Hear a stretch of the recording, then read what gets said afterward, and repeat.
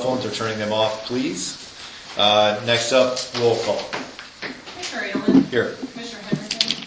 Commissioner Morse. Here. Commissioner Prentice. Here. Mayor Fitzgerald. Pledge of allegiance, please. I pledge allegiance to the flag of the United States of America and to the republic for which it stands, one nation, under God, indivisible, with liberty and justice for all. Next up is the invocation. Don, you have the honor. Heavenly Father, we just thank you for this day, and Lord, we also thank you for this season.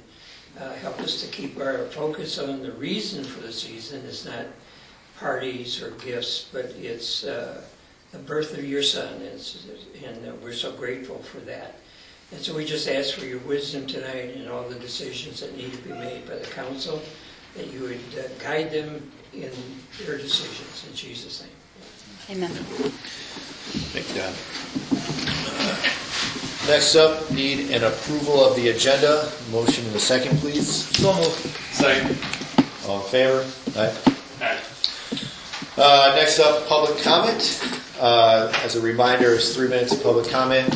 It's not a question and answer session, unfortunately, but if you have a public comment, now is your time. I got it. Just have one today. Why isn't this on today? Okay. I'll be bringing that up in a little bit. Yeah, we'll talk to that. Yep. All right, thank you. Ma'am, any public comment for you? Okay, all right. Next up, need approval of the minutes from the public hearing on November 25th and the regular council meeting held on December 2nd. Need a motion in a second, please. So moved. Second. All in favor? Report of the officers. Financers? Yeah, we'll go finance first. We'll just stick to the order. Okay. All right. We'll go finance first. Approval of claims to be paid from November 28th to December 13th in the amount of $2,207,056.03. I would like to note that this number is much larger than normal based upon a couple of larger purchases, which is 2 trucks that were $524,976 trucks that were for public works that they already had out practicing using, spreading salt this past weekend. Another one, Fisher Excavating. This was for the finishing up of Hayes Avenue, $287,304.16. And then the Garden Hotel demolition payment of $732,006, which that's looking great out there. So, all right, motion and a second on that, please. Motion to accept. Second. All in favor? Aye. All right, attorney report. No report this evening. All right, city administrator. I have just a few things. Acting Mayor Edelman. The first thing on my list is at the last meeting, the council asked if staff would try to come up with a day that would best suit a committee of the whole meeting to discuss fire operations and just kind of recap any question and answer that the public had. After I sent all of our chiefs and everyone on our board kind of a call for availability, we've gotten it narrowed down to 2. So I know that all 5 of you are not here tonight, but I'm hoping that publicly we can pick one of those 2 dates. Based on everyone's availability, we've got 2 different dates.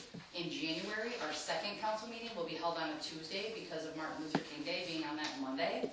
So the first date is Tuesday, January 21st, and we can do it immediately following our council meeting at a 6 or 6:15, whatever the board's more comfortable with, 6:30. And then the second date that was a good option for everyone was Monday, February 3rd, at immediately following our council meeting. So I don't know if the 3 of you want to make an executive decision, but this matches everyone's availability, all of our chiefs, all 3 fire chiefs, and all 5 members of our council. So I think it's kind of a coin flip. We could do either one, but I would really love to get that date firmed up so that we can get that properly published and posted.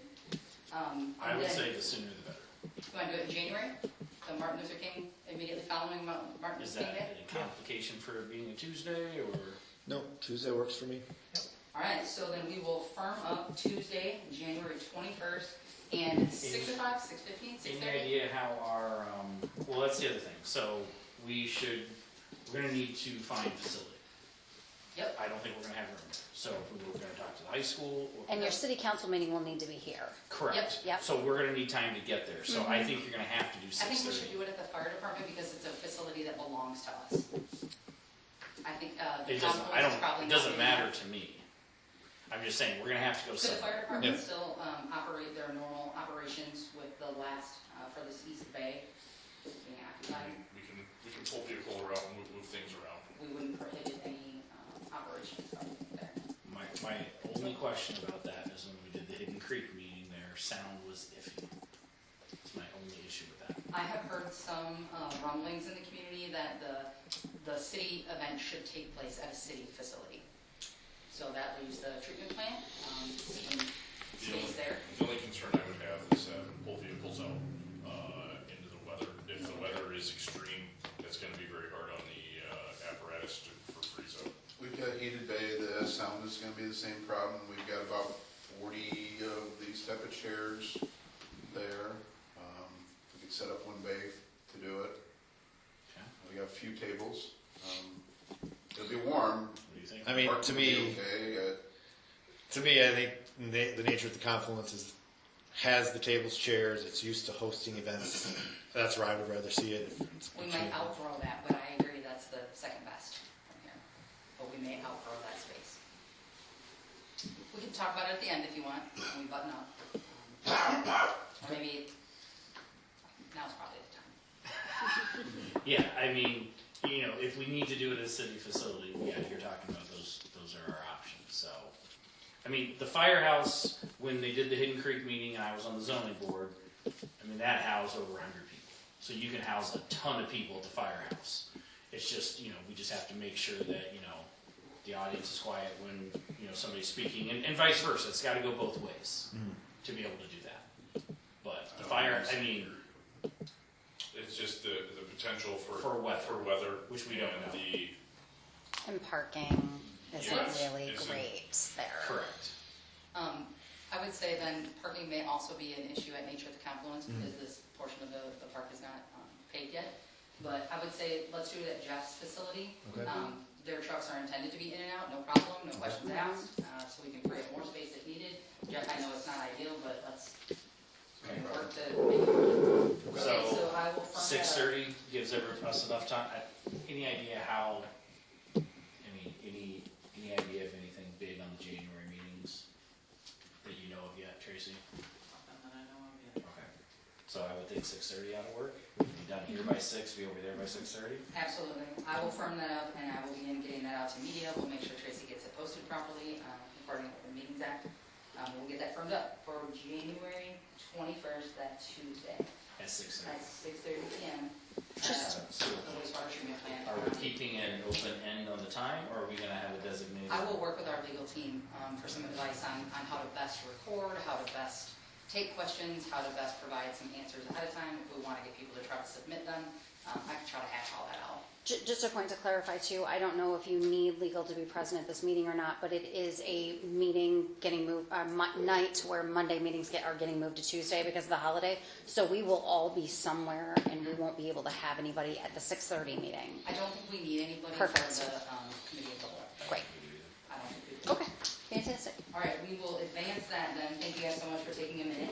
Second thing on my list is I just wanted to thank everybody. We had a great turnout for a pretty chilly night for our tree lighting.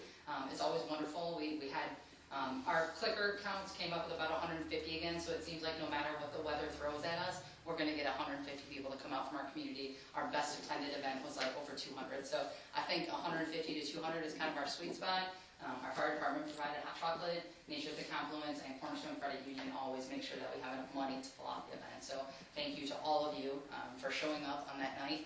I thought it was well attended and it was a wonderful event. It's always nice to kick off the holiday in a small town. The last thing that I have on my list that I want to give an update on is the Garden Hotel.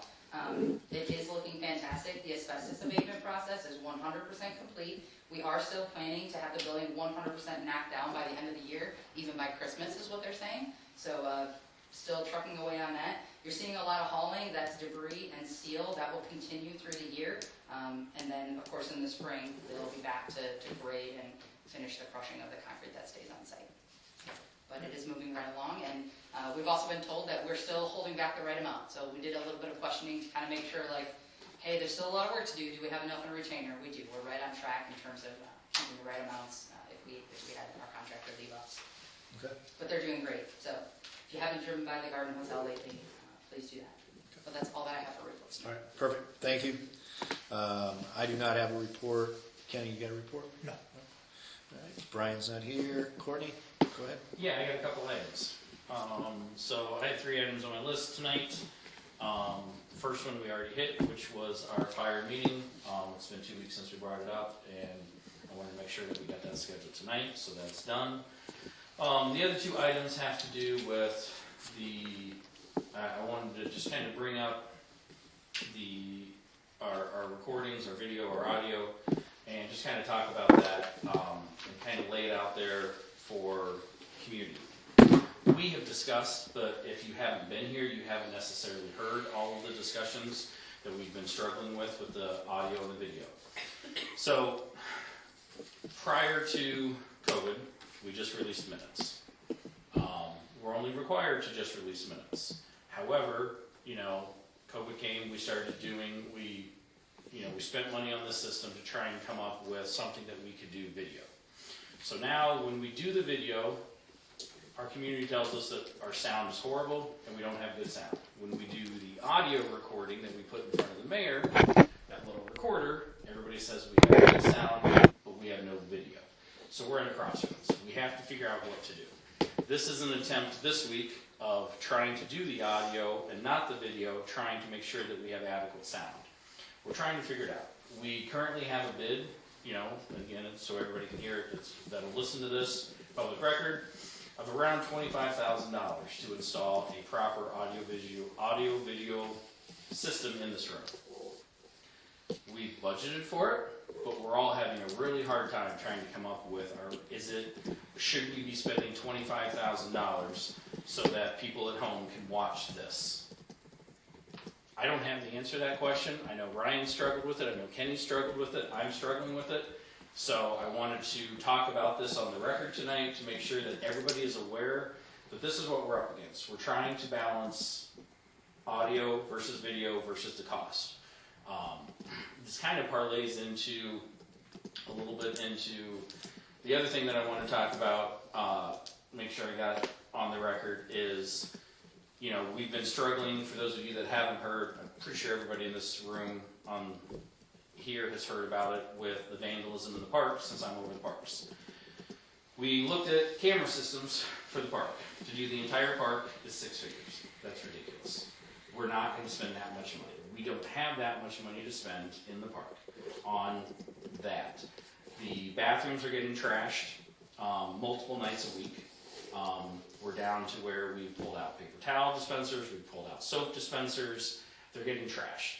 So next year, there's a very good chance that we're going to go to a porta potty option in our park and try and come up with a system and see how that goes. Then the company will be responsible for cleaning it and maintaining it, and we're going to try to do this. It's just another example of, we need a camera down there. How much are we going to spend so that we can watch the restrooms? And if we tie the restrooms into the city camera system, that's when it gets super expensive. So we're trying to come up with a solution. So I guess kind of go back to, Mr. Lloyd, you had a comment earlier why that wasn't going. So this is what we're trying to figure out. So tonight we're trying to test audio versus video. We're going to test for the next, is it 3 meetings? Yeah, I think we said 2 or 3. We're trying to test for the next 2 to 3 meetings to come up with what we've got. We know that we have a couple of individuals that email us all the time that diligently watch this meeting. We don't necessarily want to shut those people out if we don't do the video, but we also need to come up with what is responsible. What's responsible for us to do so that we can continue to make sure that we're being transparent so everybody knows. I've gone so far as to, have staff pull a list, which I'll go down a few of these items here on our list with what some of our other communities are doing. Rockton does no audio, no visual, and no public viewing. Roscoe does do visual in public. Cherry Valley does no audio, no visual, no public. Winnebago does visual. Pecatonica only does audio for a FOIA request, no visual, no public viewing. Loves Park does a visual viewing, Winchester Park does a visual viewing, Byron does no audio, no visual, no public viewing. So this is kind of what we're up against with our neighboring communities. This is kind of where things are looking. So again, I just want to get everything discussed, thrown out there on the record tonight. So again, it's out there. Okay. That's it. Thank you, Courtney. And Steve with the street and parks report, please. We've been working on our day-to-day operations as always. We've also been doing sweeping and pothole patching along with moving into the new shop. We're about 95% there. We've got a few small things over at the old shop, a lot of parts pieces that are to trucks, equipment we don't have anymore. So we're probably gonna end up getting rid of that. Some used parts that were hung on to try to makeshift some of the older equipment, we're gonna get rid of that too. It's just taking up space. We got both new 5-yard plow trucks in the first week of December. We also bought a used F550 that was in mid-October. Some trucks are all doing great. Brian and Akio did some repairing on inlets yet this year. We did one on Brittany Court and finished the last one on Summerbrook. Jordan's been training our new hire, Oscar, on the sweeper. Oscar's been a great add to the team. He's young, he's eager, he's ready to learn everything. He's picking up stuff quickly, he's not afraid to ask questions. We had 2 small salting events. The first one, Akio and Oscar did a ride-along to kind of get an idea of what we need to do when we're out. On the second one, Ryan rode along with Akio and I rode along with Oscar. They're both doing great. We got to use the 2 new trucks in the second event. It was phenomenal. They worked great.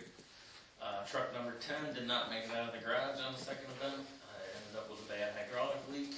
We're going to be fixing it yet this week, so I had to have Adam, Jeff's guy, jump into another truck for us.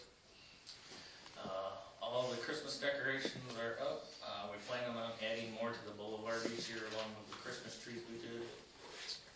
We had our 4th annual tree lighting at the Confluence, another success, great turnout. Parks are quiet right now. The bathrooms are locked up. We do our daily rounds for garbage check and overlooking the park. We did get 4 9 key pads for the disc golf course in late November. Mid-States was more than happy to come over and help us. They sent 5 guys over to help us out with pouring them. They look forward to helping us on the next phase of pad pouring. When we do that, they said to definitely reach out. So, and then I got some pictures in here. The first couple are befores of the new shop. There's where Ryan's standing. There's a wall behind him, and that second picture, that's the same wall. And then in the third picture is the big bay where the trucks are, and towards the back by the big door that's open, you'll see a little door there. Now in the next picture, that wall's gone. We took that down and opened this up as one big area. And then the next page is just a back view of that wall being gone. The next picture on that is a little man door that we took out of the other wall. We turned that into a walkway between the mechanics room and the truck bay. So when we're getting the trucks in and out, we don't lose all the heat out of our whole building. We're just losing it out of that area. And then the next couple pictures are the trucks parked in the bigger part of the building. And then the last one is a picture of one of our new trucks. And that's my report. Awesome. Cool. Thanks, Steve. Appreciate it. Moving on to new business. Looking at discussing, I need a motion to approve ordinance 2831, adopting the 2024 combined supplemental budget and budget transfer ordinance. So moved. Second. All right. Any, Don? As I shared in the public comment, we basically had 2 supplemental budget items. One was $500,000 in the capital projects fund, and the other was a $7,400 increase in the Garden Park TIF because of the agreement with Mid-States on that TIF increment. And so then all the rest of them were transfers within departments from account to account. Okay. All right. Anybody have any questions? Tracy? Commissioner Edelman? Yes. Commissioner Henderson? Commissioner Morse? Yes. Commissioner Prentice? Yes. Mayor Fitzgerald? Next up, need a motion to approve Resolution 6578, transfers from the general fund to other funds. So, Second. Don? Okay. In our 2024 budget, we had an estimate of a budgeted transfer from the general fund of $1,283,000, $30,000 going into the IHDA fund as the local match of the grant, and the $1,253,000 that is going into capital projects. Both of those estimates look like, or at least the $1,253,000 looks like we will have sufficient funds in the general fund to make that transfer. We also have a policy that if the year ends with an increase in the surplus, that next year we will transfer that additional increase. So, but it looks like right now with the estimates that we have, that there will be sufficient funds to make that budget transfer. Okay. All right. Thank you, Don. You guys have any questions? Tracy, please. Commissioner Morse? Yes. Commissioner Prentice? Yes. Commissioner Edelman? Yes. Commissioner Henderson? Mayor Fitzgerald? Next up, I need a motion to approve Resolution 6579, approving the memorandum of understanding between the City of South Beloit and Rockton Fire Protection District to share radio frequency use and financial responsibility for dispatch, service fees, and related equipment. Simon, Yes, I will. did I miss asking for the motion? Thanks, guys. Appreciate it. we got you. We got you. Take it We got easy. you. Yeah. I made the motion and Kenny seconded it. I could see all the commotion while I was reading. I almost stopped and I was like, no, we'll just keep going. We got it. Yeah. Thank you. I will do my best to button this up. This is a project that Chief Griffin had worked quite a bit on before Chief Snyder was representing the city. So I will do my best to clean this up. But Chief, if I miss anything, please don't feel like you can't jump right in. First, just a reminder that the reason that currently we are not able to dispatch with Winnebago County is because we have an antiquated system that cannot talk to the county. So in order to get all of our 911 calls for police and fire under one dispatch umbrella with the county, we have to share a line for now with Rockton. So that's what this MOU is for tonight. It's Rockton telling us, no problem, we will all use the same radio, we'll communicate on the same line so that the 911 center for Winnebago County can dispatch both our police and our fire calls at the same time.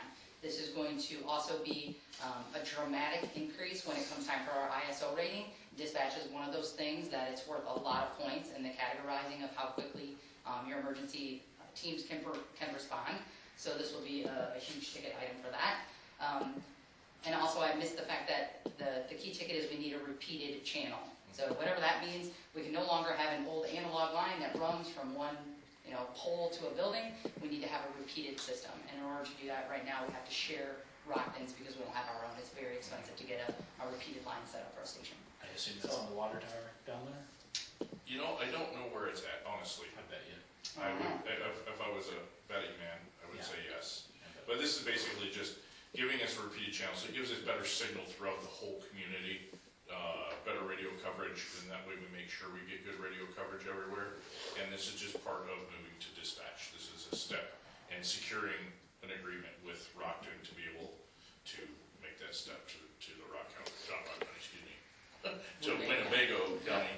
So, if you've ever been disconnected, I remember one time several years ago, I lived on South 8th Street, I called 911, I actually got disconnected trying to report a call while she was transferring me to someone else. That's exactly what's happening. We get a 911 dispatch call, it's getting transferred to Mercy right now, and then somewhere in there it can get lost. And so not a good situation. Absolutely, when there are instances where your dispatch is causing a delay of 3 to 5 minutes, this is why. So this is a huge improvement to our dispatching services.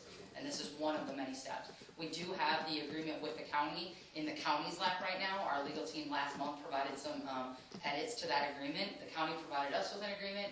It's the same agreement that they have with several other municipalities. Our legal team had a couple of asks, a couple of red lines. We sent it back to them. We're still really hoping that both the county and South Beloit can have that county agreement with South Beloit on our January agendas, so that February 1 we are all lined up to transition to dispatch. I still haven't sent the cancellation to Mercy.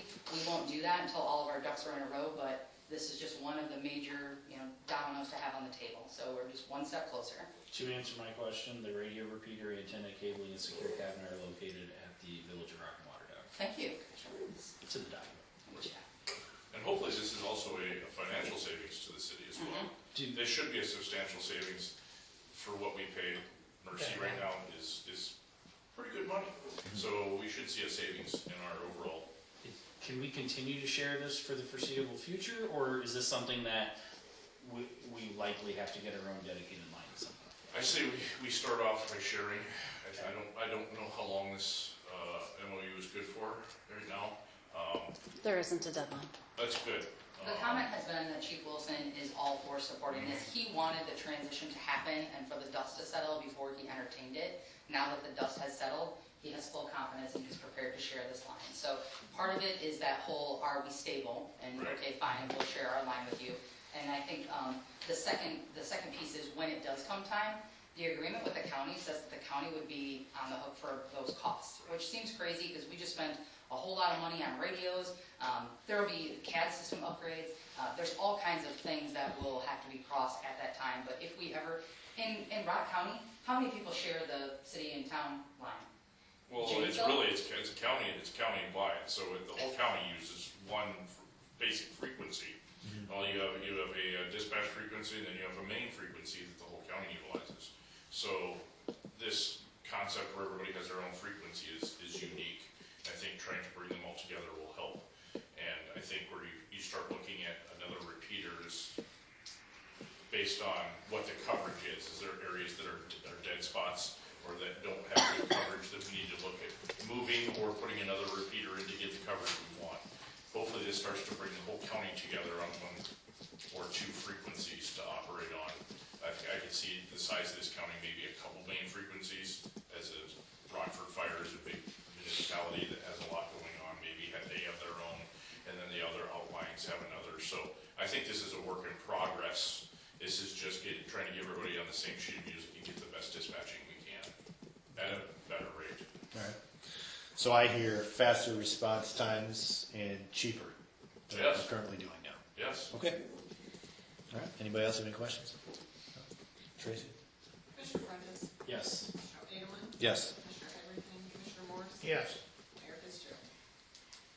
All right. Next up, need a motion to approve Resolution 6580, approving professional services proposal with Fair Graham to provide civil engineering design services in the neighborhood parking lot project. So moved. Second. Thank you. So the board will remember in 2023, we received with State Line Mass Transit a $46,000 grant. It was through IDOT for a transportation hub.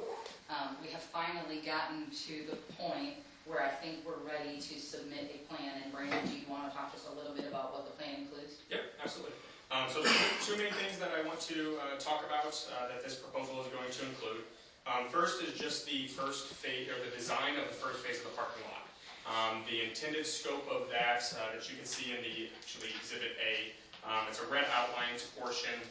This came from our master plan that the council adopted, I believe, back in 2022, if I'm not mistaken, maybe 2023. But essentially, the primary goal is to establish a road stub from Charles Street, some sort of circular drive to accommodate bus traffic for the transit hub. Probably will be incorporating some more just traditional parking stalls than what this red outline shows. That's not going to be a big change at all for us. And then ultimately a sidewalk connection from the Dairy Ripple existing sidewalk over to this parking lot. Subsequent phases, the rest of the parking lot and some of the amenities at the master plan will come after the fact, but the primary goal right now is to get this first phase of the parking lot designed and then constructed next year. Because this parking lot is in the floodway, which is IDNR controlled, there is permitting that we need to do. Essentially, we have to get their approval before we construct in the floodplain. So Fairgram, included in this proposal, we need to do a preliminary site grading of the entire master plan area. So not just this parking lot area, but we are going to come up with a grading plan for the entire build out of the site, submit that to IDNR, and essentially get their approval by proving that we are not adversely impacting the floodway. Essentially, we're not causing flood height increases on neighboring properties. We want to do that because IDNR's review time is very long. 9 to 12 months is not out of the ordinary, so we want to hop on this right away. That way we can continue to construct next year. But that will take several iterations. We'll have to, it's going to be a lot of back and forth with IDNR, but essentially we have to do floodplain, floodway modeling, hydraulic modeling, and get their approval for all the improvements there. So those are the two main pieces of that. You'll see in our breakdown of the fees, there's a handful of items: topographic survey, design engineering, limited landscape or architecture design, parking lots, lighting plans, and again, the hydraulic reporting and IDNR permitting, and then the bid documents and services are all included in that total dollar amount. So again, preliminary engineering for just the first phase of the parking lot, and then hydraulic modeling of the entire master plan area is our goal. And we also did have our guys remove everything that we could once it was cleared environmentally. So the patch that you saw over there with some cones around it late last season is because we were able to get the green light to do that pad removal on our own. So we did do what we could do in-house. Okay. All right. Perfect. Thank you, Brandon. Thank you, Sonia. Guys, any questions? No? All right. Tracy? Commissioner Edelman? Yes. Commissioner Heatherington? Commissioner Morris? Yes. Commissioner Freitas? Yes. Mayor Fitzgerald? All right. Next up, need a motion to approve Resolution 6581, approving a professional services proposal with Fair Graham to approve general engineering services in 2025. So moved. Second. Sonia? Yep, I can take this one. So what we have here is kind of a backup plan. I don't know if you're aware or not, but about a month ago, Roscoe put out their engineering contract for bid. So that sort of put us into okay, well, we share Brandon right now. 40% of his salary comes from our city, and 60% comes from Roscoe. And we get a pretty discounted rate from Fairgram because we are committing to using this engineer for 40 hours a week. If half of that contract, or 60% of that contract, goes away, what does that mean for South Beloit? An increased rate for Brandon's time. So what we did was we said, okay, well, are there ways we can skinny up Brandon's time? Myself, I'm guilty of sending Brandon to a couple of meetings a month that he probably doesn't have to go to. It just is convenient for me to save an hour, and sometimes it makes more sense for him to be at SLAT's meetings than it does me. But either way, I think Steve has some areas where he can skinny up how he uses Brandon. Shauna has some areas that she could try to skinny up. Some permit review that if Brandon is a shout away, she would love to have his blessing on it. But if he wasn't in the building, maybe she would trust her gut and be confident enough now to make some of those decisions. So it's one of those things where we don't want to spend more for engineering. So if Roscoe leaves Fair Graham, we will reduce the amount of hours that Brandon is in our building because we don't want to spend more for engineering. So if Roscoe doesn't change and they sign on Fair Graham, we're right back to that discounted rate of getting Brandon for 16 hours a week rather than 8. Did Roscoe give us the courtesy to tell us they were doing this? We talked about it after the fact, but I would have loved to have known a little earlier. But I did call Joe and I just said, hey Joe, what's going on? And he was very open and honest about, hey, we don't anticipate a huge change here. We just have a new board and our board wants this to go out for bid, and so that's what they're doing. So they didn't give you a heads up. So they didn't give you a Your heads answer is no. They didn't give me a heads up, but when I found out about it, they were very open. It's also on their webpage, so I mean, if we were looking for it, we could have found it. But it wasn't a secret, but no, it wasn't like hey, let's talk about it before we do this. Also, Scott Sanders and I had worked through that a few years in a row. So Joe was a new city administrator, a village administrator. He hadn't done this before. He's in a new role too, but I think next time he would call me, now that we kind of had this conversation. But yeah, so I would love to keep Brandon busy for 40 hours a week, sharing that task with Roscoe. But if it doesn't happen, what we have before you tonight is our plan B, where we would skinny up Brandon's time in-house and use him a little bit less in-house, but still have that shared pool of engineering services behind him. how many hours a week do we have to keep Brandon busy? If it's not 40, is there a number? If we can promise that we would give him 40 hours a week, which I don't think we need, and pretty much Brandon and Seth and I all agree to that, we're just not ready for a 40-hour-a-week engineer. If we were, then we would get that $70 to $80 an hour price. If we can't keep him 40 hours a week, then this is their daily or hourly rate charge that we have in here, which I think is closer to like 135 or something. I can't remember off the top of my head. But that's what this would be. We'll go back to that hourly rate that we used to pay Seth, and he will not be in office as much. So this is essentially just going back to what we had prior to this agreement. Correct. Yeah. We would be paying as needed, and we would need to use him less in order to stay within our engineering And budget. this is only happening if Roscoe decides to not keep Fairground. That's correct. And so are we trying to approve this just in case, or how is this being worded so that? We're approving this as a Plan B, if needed. If we don't need it, we can bring it back, I guess. We Roxanne, how does could, it work? yep, and undo it. Undo it. I mean, one other option would be, do we know when the RFP in Roscoe closes? Mid-January. Okay. They're doing interviews in the next week. Can we table this then? We could, I just didn't want us to go a week into January without a contract for engineering services. So this was our, I need a plan. So B you're on saying we the table need right this for January 1st? I would feel real comfortable if we had this in our back pocket to make sure that we don't I have believe the lapses. existing agreement does end December 31st. It does. Okay. Do we have any idea what Roscoe is doing then? Are they just going to go on an hourly basis from January 1st to when they finish their RFP process? I am I not have a sure. feeling they don't know that. Just my hunch. I know that they're interviewing other firms this week and next week, that they have some interviews set up. If we have to have something January 1st, then we need to do this. If otherwise, I would vote to push it. But if we have to have something in place, you know. We could approve this, and I could not submit it until we know, until January 1 or until the first business day of January that we need it. I mean, this is only a scanned email away to Seth and our team. Yeah, I mean, I think from It's just Fairgrounds' how we do perspective, we were, whatever, the city decides, obviously. If you want to approve it now and not sign the contract until we find out from Roscoe, I don't think that's something that would be opposed by Fairground. But the intended route was if Roscoe renews, this would essentially get, nullified. Wouldn't be an active agreement. So I don't know what cleanup and paperwork would need to be done on the city side. But from Fairground's perspective, obviously, we wouldn't honor this contract. Do we need to word it in a specific way, Roxanne? Then I can bring this back to the board if we need to cancel it. I don't mind to do that a bit. I'm just going to look at the termination language real quick.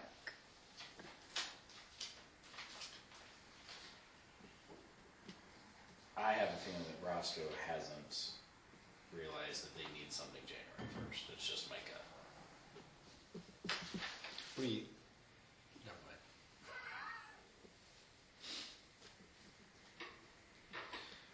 Do you have the existing agreement available? Yep, if you give me a minute, I'll get it. Okay. Maybe could we pass this agenda item and come back to it while I Okay, look at I the mean- existing agreement? Okay. Let's just pass it for now, Okay. and then we'll come back to it. It's Can just you a email matter me of the? billing. It's just a matter of how is Fairground going to bill us starting January 1. So they will hold. I mean, they're not going to dump us. Could you just email me Yeah. the existing? No, I mean, can you do that now? And I can then try. we'll just move on to the next Alright. agenda item and come back to it. So we can just say, hey, I'm moving on to the next agenda item? Okay. Yep, and then we'll come back to it. Okay, we are going to move on to, I need a motion to approve Resolution 6582, approving a professional services proposal with Fairgrand to assist in the IEPA loan application for the lift station and force main project. Motion, please. Second. All right, So there are pieces of this that really do depend on the agreement for land acquisition along South Bluff, and we are actively pursuing them. But if we want any pieces of this project to begin in 2025, we desperately need to move forward with some pieces of this IEPA review plan and rate study. So we are recommending with Fairgrand that we get this thing approved, and there are some certain pieces of the land acquisition that might hold up some permitting steps, but Brandon, can you say that better? Yeah, so essentially, once the right-of-way acquisition and property acquisition is completed, there's still some easement securement that needs to be done, but substantially after that, assuming nothing changes as far as the design, the project will be completely ready to go out for bid. Well, assuming this gets passed. Part of that, the intended funding source is the IEPA loan, and if you're going the IEPA loan route, there's some additional bid documents and things that need to be incorporated into the project before you go out for bid. That's just to follow the state statute for bidding projects with state funding. As part of that loan application, what needs to be completed is essentially the city has to issue a statement saying that they have the capital to be able to fund the debt repayment. And in order to do that, you have to justify through your existing sewer rates that you can accommodate a project of this magnitude on top with your existing funding. So what we know, the last rate increase was done prior to the treatment plant project and has not been updated since then. So Fairgraham is proposing to update that rate study and basically propose potential increase to the rates in order to accommodate a project like this, which I believe our last estimates were about the $4.8 million range. And this is a project that we really can't afford to push another year out. This happened in the discharge into the Rock River happened in early 21 or late 20. Jeff? It was before COVID. So. Yeah, it was before COVID. So I think it was 2018. Yeah. And we just, every year, every month, we have the potential of a huge bill unending until we get something done. If we don't push And for when it. you get a violation from the IEPA, they don't expect you to sit on it for a decade. Yeah. We have got to fix this problem. We know we have to borrow for it. We did get some money for $750,000 from Congressman Beloit. We are still actively seeking legislative pots of money that we might be eligible for. We won't stop doing that, but we have got to break the candidates. Yeah, and just to continue with, the discussion of transparency, I mean, we've been discussing this, and as Brandon just said, to do this project, we're gonna be forced to do a rate study. We have to do a rate study to be able to change the sewer system. And once the rate study is done, it is my understanding that our hands are tied. Unless you don't need to borrow. But if you need to borrow from the IEPA, you have to prove how you're going to pay for it, and that requires a rate study. And probably increase rates, if we're being honest. Well, that's where I'm I mean, we going don't right know now. for That's sure. what I'm saying. I'm trying to get that out there right now that, we envision that that's what's gonna happen because everything's gone up and we haven't done a rate study in X number of years. Yeah, I think the rate study was. I think it was Probably during the application process for the first loan, right? 16. That was earlier than It that. might have been earlier than that. Yeah, I mean, construction started in 18, Because 17. Mayor Duffy was here when we started raising rates. I think it's been about 8 to 10 years. I mean, to me, in my mind, this is one of those votes where there isn't really much of an option. You've got the IEPA breathing down our necks to fix a problem that occurred at least 2018. Yeah. And it continues to be a possibility each and every day that, the main line that's underneath the river to bring sewer from the other side to over here under the river is going to leak, right? What choice do we really have in this matter, right? It's one of those things that feels like it's been kicked down the road forever and ever. It's been pushed down the road too long already. It's not anybody's fault here. That force main was put in, I believe, in the early 60s. There's a manhole with a relief valve on the island that we have the location of, but we can't do anything because the lid was removed. When and how, I don't know, and that was way before me.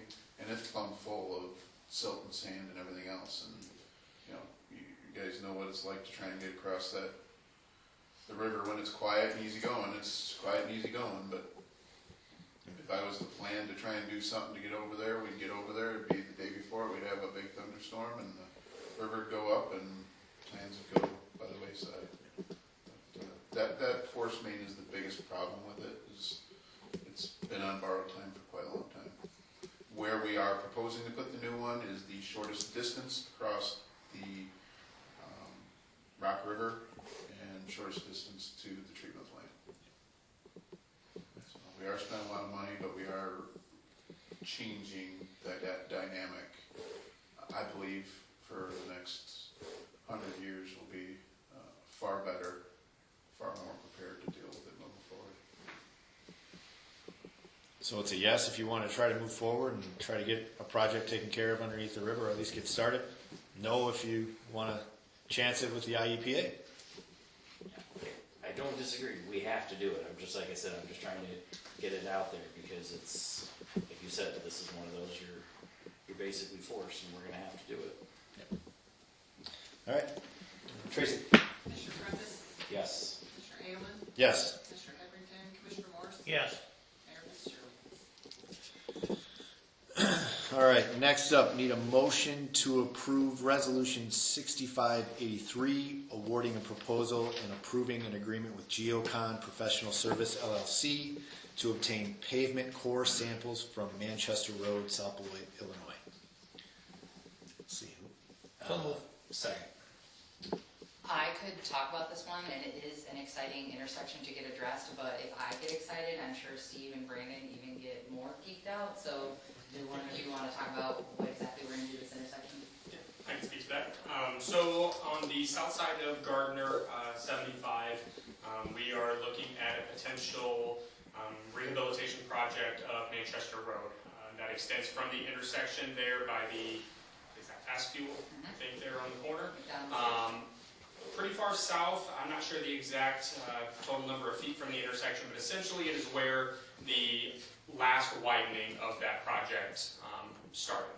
So essentially there's some turn lanes and things like that added in. I think there may be an exhibit in this attached quote.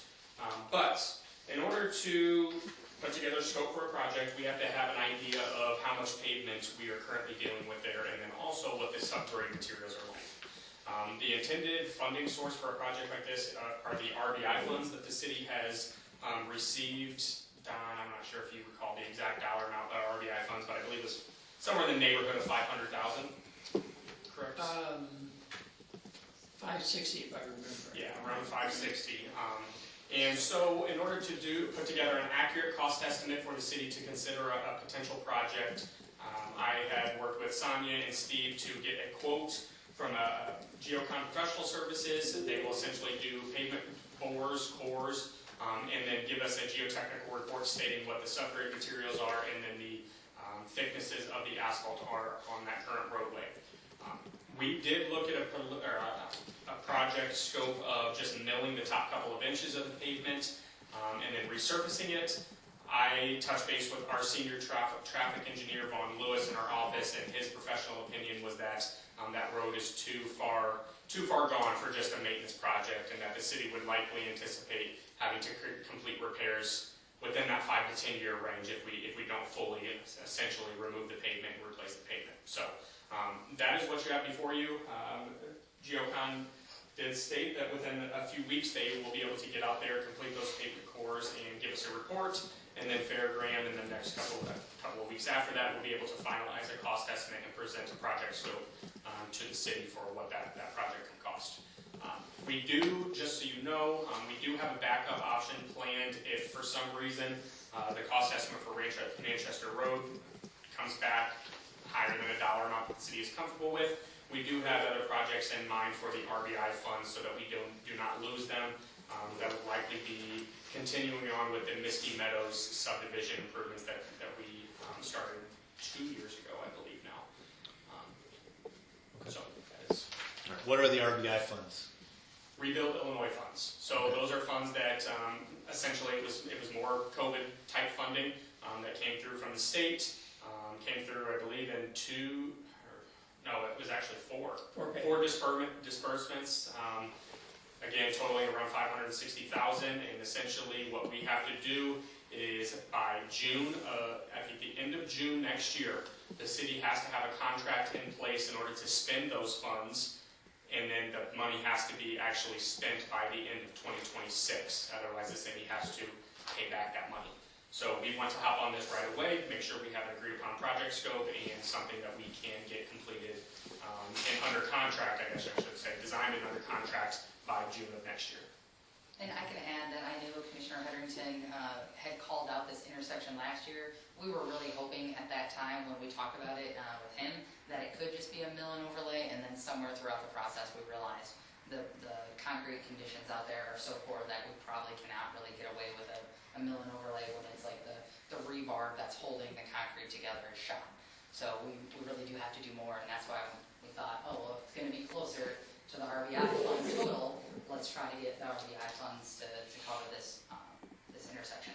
Also, on a roads note, just to kind of tie it in, we do hope in about January, February to bring to the board kind of a concrete firmed up, hey, here's what we got for road recommendations. Let's make sure that we have a carved out plan for projects that we want to tackle in 25 and in 26. So that'll be coming soon too, based on the 1% and MFT money that's expected. All right. Yeah, we're just gonna keep doing projects. Thank you, Sonia. Thank you, Brandon. Any questions, guys? No. All right, Tracy. Commissioner Edelman? Yes. Commissioner Heatherington? Commissioner Morris? Yes. Commissioner Prentice? Yes. Mayor Fitzgerald? All right, next up, we need a motion to approve Resolution 6584, approving pay increases for certain employees. So moved. Second. All right, Sonia? Is this me thing?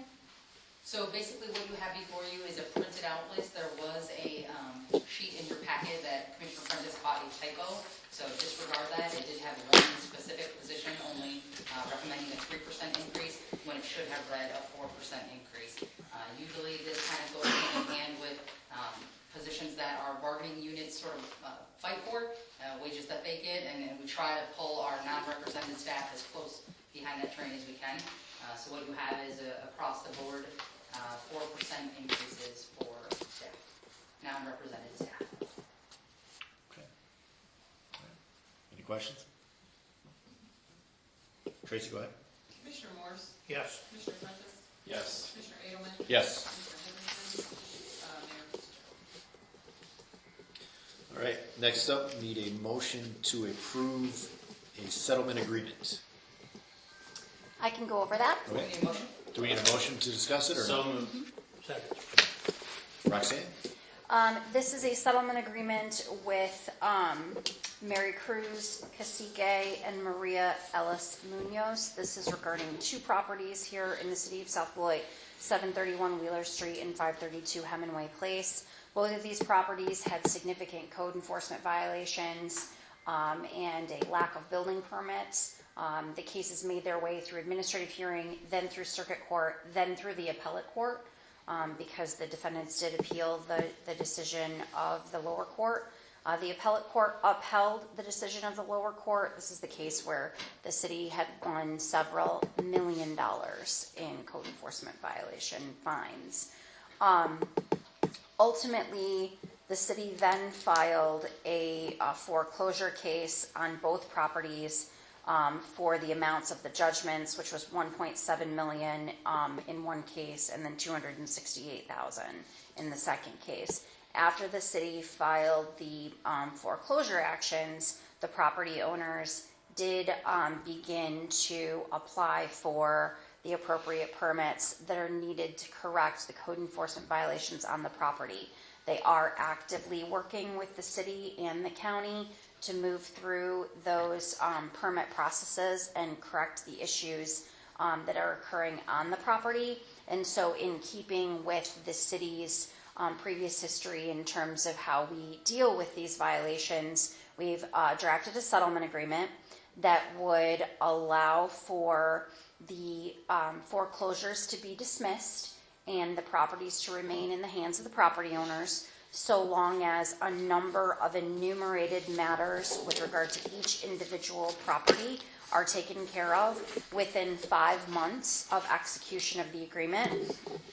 The defendants have also agreed to a payment of $40,000 to the city of South Beloit, which is made payable in 2 separate payments. The first payment has already been made in the amount of $20,000. The second payment would be required to be made within 10 months following execution of the agreement. So assuming that all of the work is done within 5 months of execution of the agreement, and the final payment is made within 10 months of execution of the agreement, the city would then agree to dismiss both of the foreclosure cases, and all of the litigation would be resolved. The $40,000 more than covers the city's expenses in this case and applies a little bit towards fines. Okay, all right. So it is our office's recommendation that the city enter into this settlement agreement. Okay, all right. So to kind of recap what Roxanne just said, right? A couple $1 million in fines, 1.7 million on the first property, 268,000 on the second and property. we would have ended up with the property. We would have ended up with the properties. All right. Yes. We are agreeing. If we agree, this settlement would get us $40,000, and they will work to update and get their ordinance violations. Correct. The agreement is very specific as to, with each individual property, if an electrical inspection is needed, what building permits are needed, what footings have to be reviewed, what structures have to be demolished, what structures can remain, what needs to be fixed. All of the items are laid out in bullet point on page 1 and 2 of the agreement and have been gone over multiple times with both the defendants and with their attorney. And the defendants did sign the agreement. They did so in my office on Friday when they delivered the check. And the check was in certified funds, and I tendered it to Don today. I would say that, Ryan, this goes with what we've been discussing, which is our goal is not to take the people's property. Our goal is to have the property fixed appropriately, and unfortunately, it took taking it to this degree, DEFCON 5, before we finally got the owners to agree to do anything. Yeah.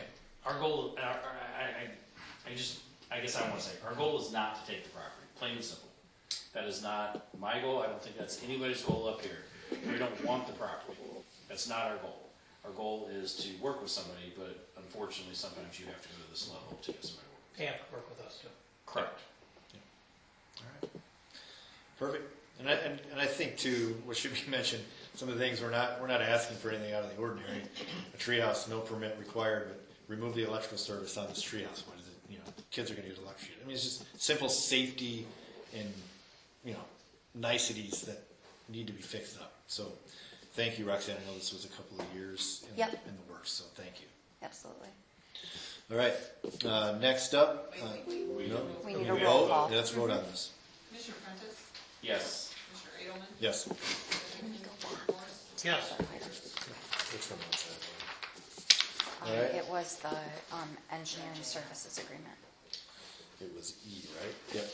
Okay, so we're going to go back to the one that we've passed over, Resolution 6581. So, motion to approve Resolution 6581. I believe there was already a motion. So we don't need to do it again? Okay. Nope.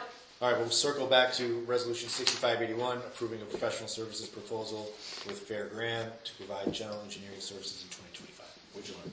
I did take a look at the 2024 agreement, and it is in fact a one-year agreement. Expires on December 31st, 2024. It is very similar to the agreement that was entered into in 2023. So without this contract, or a contract, there wouldn't be a contract, and we would just be direct hourly at that point with Fairground for the balance of whatever weeks it takes for Roscoe to decide whether or not they want to re-up with sharing Brandon's time again.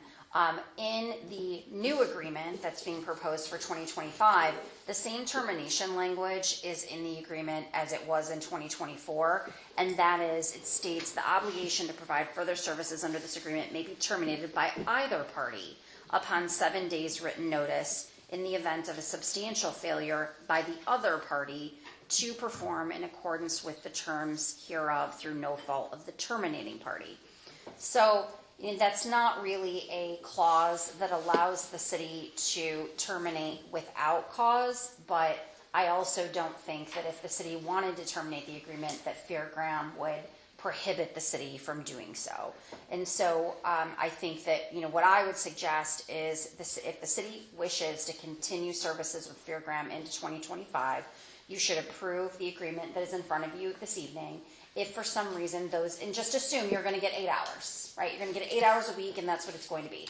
And then if something works out then later with Roscoe, we can then send a letter terminating this agreement, and we would need to enter into a new agreement for what will then be the balance of 2025. Knowing Roscoe's village board meeting structure the way that I do, even if they have, a selection or recommendation by staff for a selection in January, it's probably going to be sometime in, late February or early March before a final agreement is approved by the village of Probably Roscoe. have a full quarter.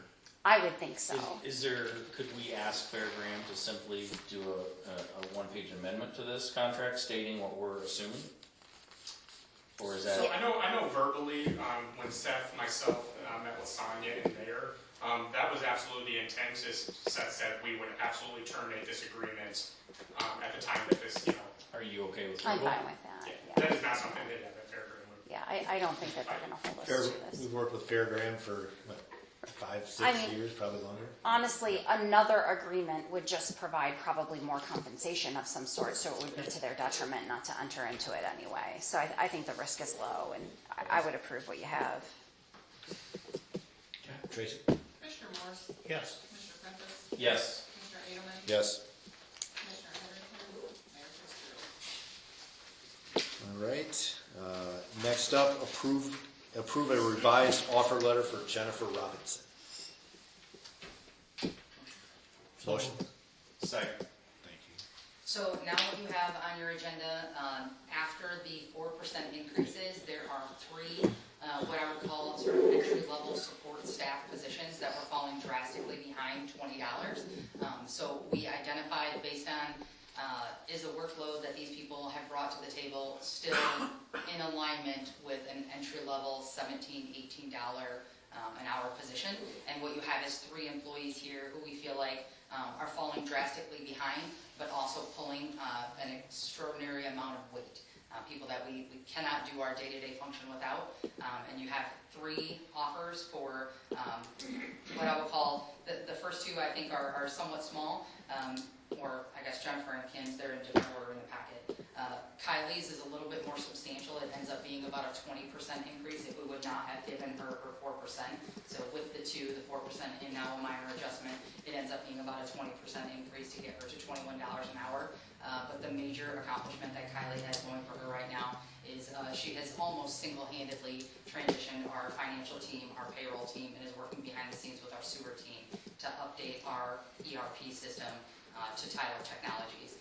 I went through this in another municipality, and it was a team of 8 people in a finance department who helped carry out this, and to think that she's kind of doing the bulk of that, and I think it's fair to say even in front of Don, Kylie is carrying the bulk of this weight, and I don't think that without our existing staff in City Hall, this transition would have been possible. So I can't say enough about these 3 employees, but Jennifer deserves a small adjustment.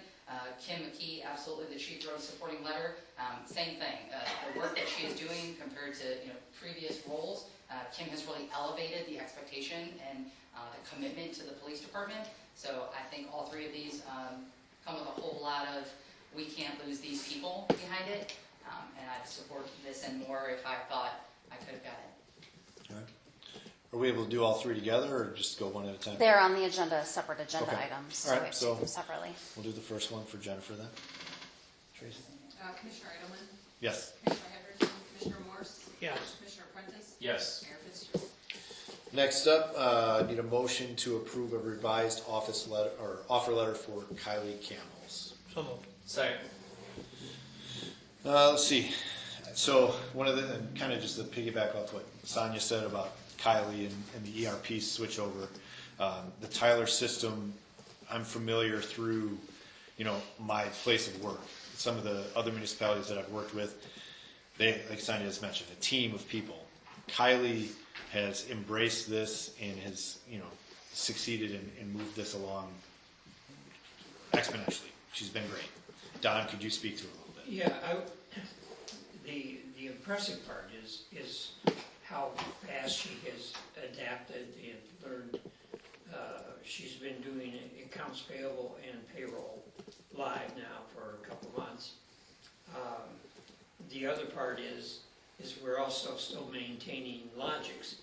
So she's basically been doing double what would normally be required with a whole brand new system and all the time it takes to learn that, including hours of video training.